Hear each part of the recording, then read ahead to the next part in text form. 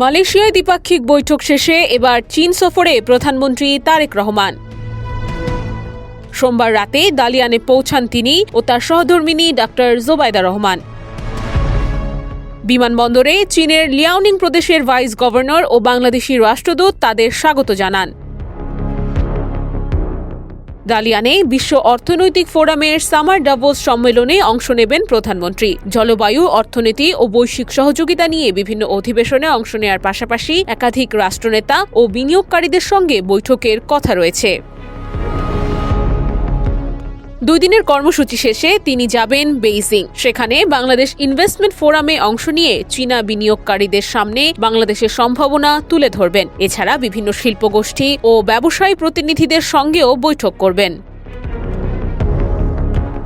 সফরের সবচেয়ে গুরুত্বপূর্ণ অংশ আগামী বৃহস্পতিবার ও শুক্রবার। বৃহস্পতিবার চীনের প্রধানমন্ত্রী লি কিয়াংয়ের সঙ্গে বৈঠকে বসবেন তারেক রহমান। এ সময় 2 দেশের মধ্যে প্রায় 10টি সমঝোতা স্মারক সই হওয়ার সম্ভাবনা রয়েছে। আর শুক্রবার অনুষ্ঠিত হবে চীনের প্রেসিডেন্ট শি জিনপিং এর সঙ্গে বহুল আলোচিত বৈঠক।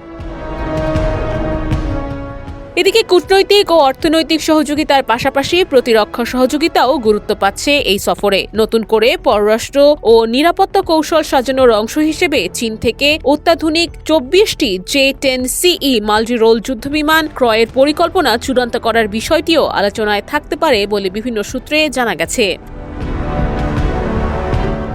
বিশ্লেষকদের মতে বিনিয়োগ, বাণিজ্য, অবকাঠামো, প্রতিরক্ষা এবং আঞ্চলিক কৌশলগত সহযোগিতা সব মিলিয়ে তারেক রহমানের এই চীন সফর বাংলাদেশ-চীন সম্পর্ককে নতুন উচ্চতায় নিয়ে যেতে পারে।